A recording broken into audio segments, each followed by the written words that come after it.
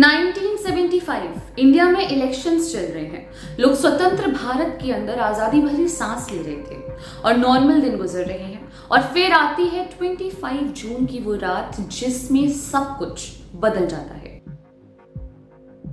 और 25 जून 1975 को लोगों के फंडामेंटल राइट्स सस्पेंड हो जाते हैं। मीडिया पर गवर्नमेंट कंट्रोल कर लेती है। इट्स नॉट लाइक कि अभी नहीं है, but we are talking about official control here. खैर, और हजारों लोग जेल में डाल दिए जाते हैं बिना कोई रीजन दिए।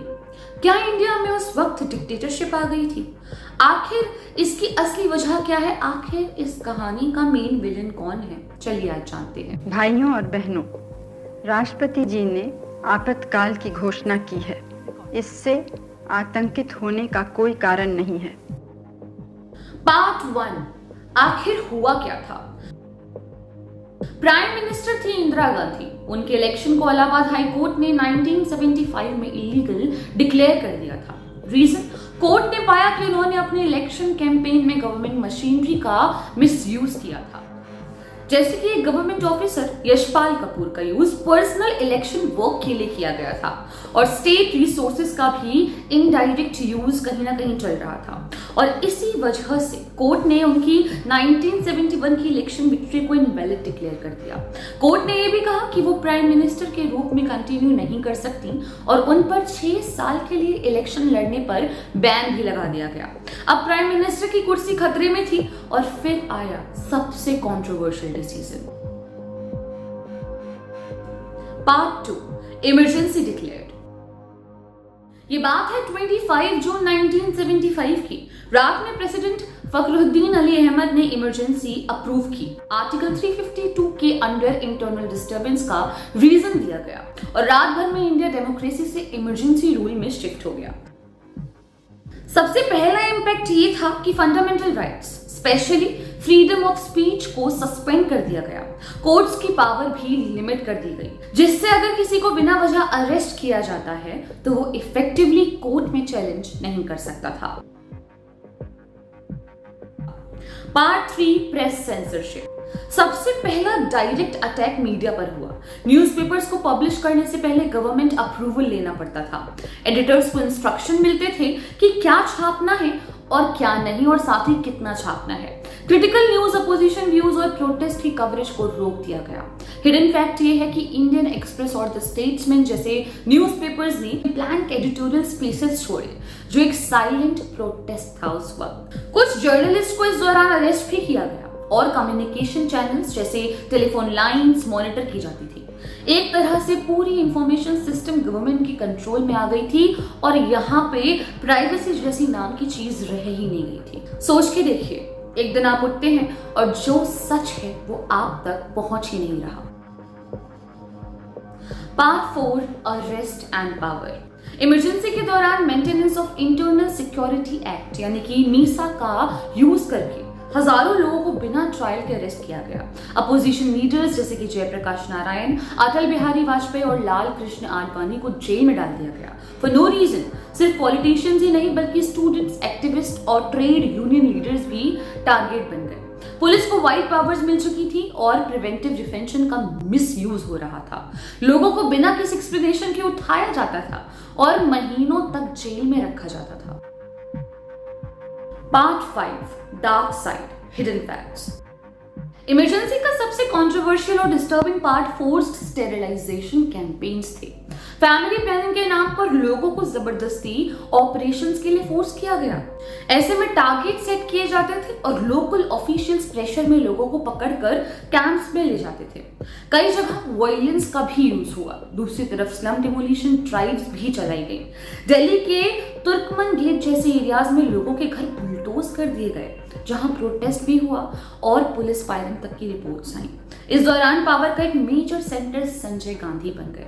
वो ऑफिशियल प्राइम मिनिस्टर नहीं थे, लेकिन उनका इन्फ्लुएंस बहुत ज्यादा था। उनके 5 पॉइंट प्रोग्राम के नाम पर पॉलिसीज को एग्रेसिवली इंप्लीमेंट किया गया।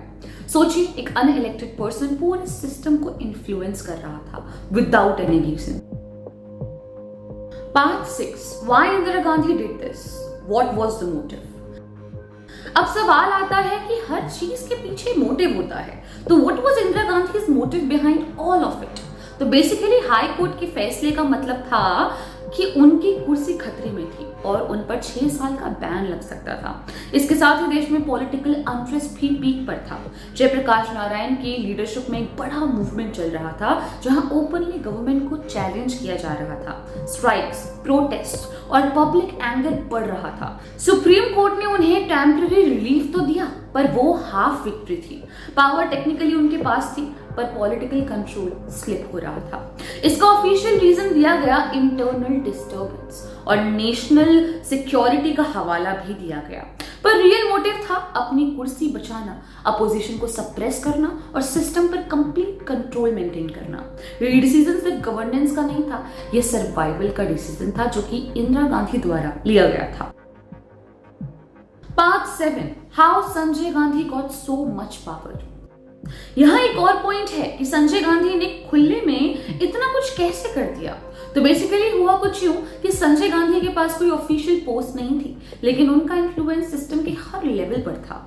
मिनिस्टर्स, ब्यूरोक्रेट्स और पुलिस उनके डायरेक्शंस फॉलो करते थे। क्यों? क्योंकि सबको पता था कि वो प्राइम मिनिस्टर के सबसे क्लोज हैं। पावर ऑफिशियली इंदिरा गांधी के पास थी, पर प्रैक्टिकली डिसीजन मेकिंग में संजय गांधी का बड़ा रोल हो गया था।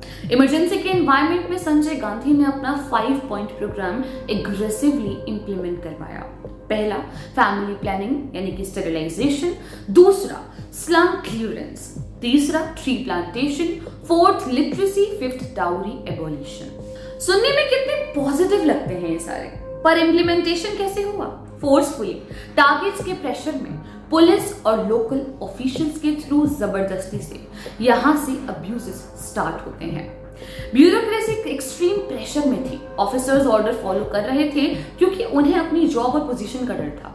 टॉप से ऑर्डर है, कल्चर चल रहा था। और सबसे इंपॉर्टेंट बात, उस वक्त कोई अकाउंटेबिलिटी मैकेनिज्म बचा ही नहीं था। कोर्ट्स लिमिटेड थे, मीडिया साइलेंट थी और अपोजिशन एब्सेंट था। इसलिए एक अनइलेक्टेड पर्सन भी पूरे सिस्टम को इन्फ्लुएंस कर पा रहा था, क्योंकि उस वक्त उसे रोकने वाला कोई था ही नहीं।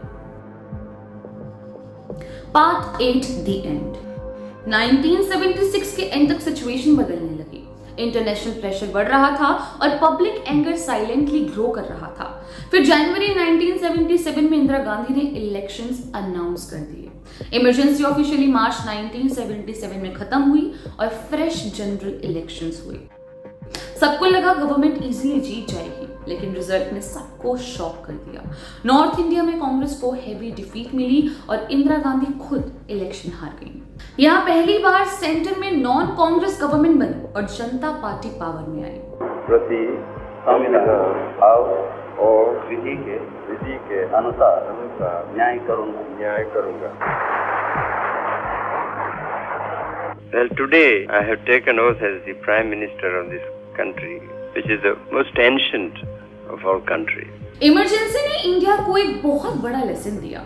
डेमोक्रेसी स्ट्रांग है, लेकिन फ्रेजाइल भी है। एक सिस्टम जो जितना पावरफुल लगता है, वो भी एक डिसीजन से कंप्लीटली बदल सकता है। और सबसे बड़ा सवाल ये है कि अगर आज ऐसा कुछ हो, तो क्या हम पहचान पाएंगे? या कहीं ना कहीं कहा जाए, कुछ हद तक शायद ऐसा हो भी रहा है, बस हमें नजरें खोल के और नजरिया खोल के देखने भर की देर है। जो भी आपकी राय हो कमेंट सेक्शन में बताइएगा। हम आगे ऐसे ही और टॉपिक्स पर डिस्कशन करेंगे। Till then subscribe my channel and see you soon in next video. Thank you.